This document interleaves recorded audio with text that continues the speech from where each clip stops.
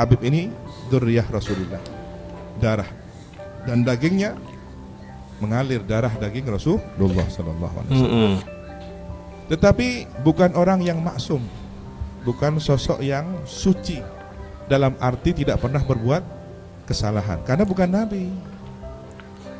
Dzurriyyahnya Rasulullah ini bukan Rasulullah, tetapi ada keistimewaan karena darah dagingnya, nasabnya bersambung kepada baginda Rasulullah sallallahu alaihi wasallam. Ulama ahli nasab menyepakati hanya dua, dari jalur Sayyidina Hasan dan dari jalur Sayyidina Husain, tidak lainnya, dengan sejumlah dalil hadis. Kemudian bagaimana kalau oknum, saya katakan oknum habaib, ada yang dinilai tidak baik, Gus, lalu dikomentari oleh seseorang karena sudah media massa memframingnya menjadi buruk, mencitrakan buruk atau bagaimana, dan beliau misalkan punya perilaku yang memang secara sekilas pandangan mata seperti memprovokasi, seperti mengeluarkan beberapa kalimat yang tidak santun dan seterusnya. Nah, perbuatan jelek tetaplah jelek siapapun pelakunya. Ini ya, ada satu gambaran yang sangat tepat, dan ini yang menyampaikan Habib sendiri. Kalau ada Habib kemudian dia terindikasi melakukan keburukan, itu seperti orang yang mulia kemudian kakinya terkena kotoran, katakanlah teletong ya. Yang namanya teletong tetap teletong, dibersihkan teletongnya, maka kaki orang mulia ini tetap mulia gitu. Jadi omongannya tetap jelek, provokasinya tetap buruk, Habibnya baik karena nasab, perilakunya yang tidak baik. Terus apa kewajiban kita? Dzurriyyah Rasul, kita punya kewajiban karena ini adalah keturunan baginda Rasulullah.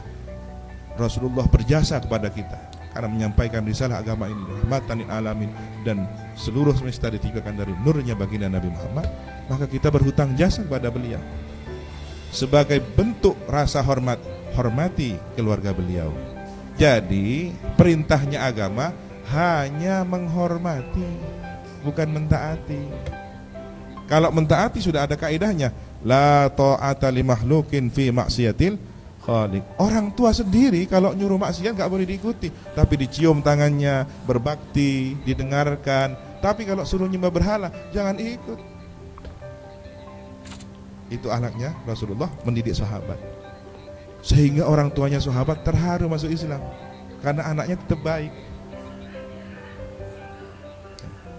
Jadi hormati, menghormat, mencintainya, mencintai, tapi jangan ditaati secara mutlak. Lihat dulu, baik apa enggak? Oh baik, taati. Kok ngajak pada keburukan? Jangan ditaati.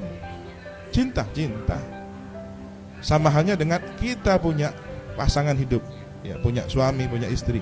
Kita cintai istri kita, anak-anak kita. Tapi ketika dia sudah berbuat salah, apakah kemudian cinta kita berubah? Cinta tetap. Justru karena cinta dinasihati, justru karena cinta dihilangkan keburukannya. Begitu. Terus bagaimana kalau kemudian kena doa itu sebenarnya kening tolak ya. Karena gara-gara mencaci maki kemudian stroke ya. Ya jelas, karena ini adalah orang yang harus dihormati dan dicintai, kok malah dicaci maki. Loh, bukankah kita nggak setuju kepada perbuatannya? Kalau Anda mencaci perbuatannya, Anda tidak mungkin kena stroke. Berarti ada yang salah dalam cara mencaci makinya. Kalau sudah mencaci maki pribadinya, individunya, bahkan nasabnya, hati-hati. Disitulah doa buruk menimpa pelakunya. Ya. Jadi yang kualat itu bukan karena kemudian karena Habibnya, enggak. Ya. Karena dia itu melampaui batas, membenci perbuatannya. yang mestinya hanya perbuatannya saja yang dibenci sampai kepada individunya. Ya, ini yang salah dan ini yang sedang terjadi di negeri ini. Mudah-mudahan kita lulus dari ujian fitnah zaman ini. Umat dianugerahi akhlak yang baik. Umat diberi kecerdasan mana yang harus dibenci dan mana yang harus dicintai, dan bagaimana cara membenci yang baik dan mana cara mencintai yang. Setiap maghrib sampai subuh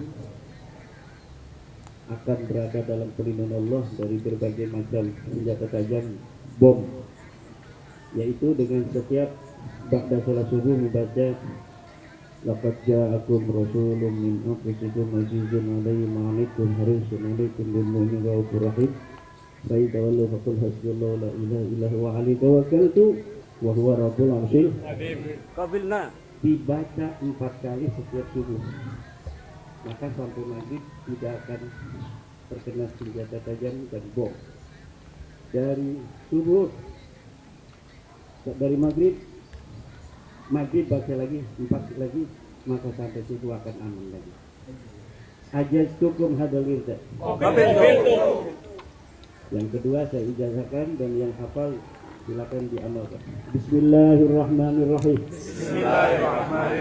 Rabbi inni maghlubun fantasir wajbur qalbil munkasir wajma' syamlil mundasir innaka antar rahmanul muqtadir.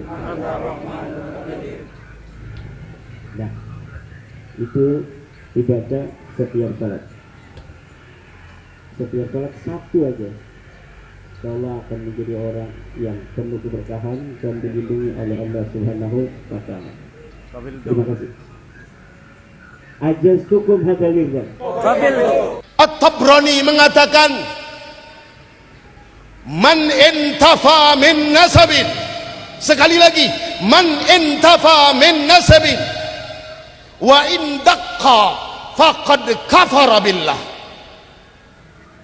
Siapapun orangnya yang meniadakan sambungan keturunan seseorang kepada seseorang yang lain, kepada keturunannya, sekalipun itu masih samar, faqad kafara billah, maka betul dia telah kafir kepada Allah. Hati-hati itu. Jadi jangan mudah. Yang saya khawatirkan orang-orang yang mengatakan Ba'alawi rungkat, yang saya takutkan bukan rungkatnya Ba'alawi, tapi rungkat imanmu dari hatimu oleh Allah Subhanahu wa Ta'ala. Bagaimana kalau hilang iman dari hati kita? Na'udzubillahi min dzalik. Kita di sini tidak pernah mengajak ini, mengajak itu, mengajak kebaikan, mengajak sholawat kepada Nabi alaihi wasallam. Saya kumpul dengan Habib Syekh, saya kumpul dengan Habib Muhammad, nggak ada urusan saya adalah Nabi Muhammad sallallahu alaihi wasallam. Hanya itu. Hati-hati. Ini saya berbicara mohon maaf. Mari kita sama-sama belajar baik, belajar bener. Hayang bener babarengan, hayang salamet baba rengan.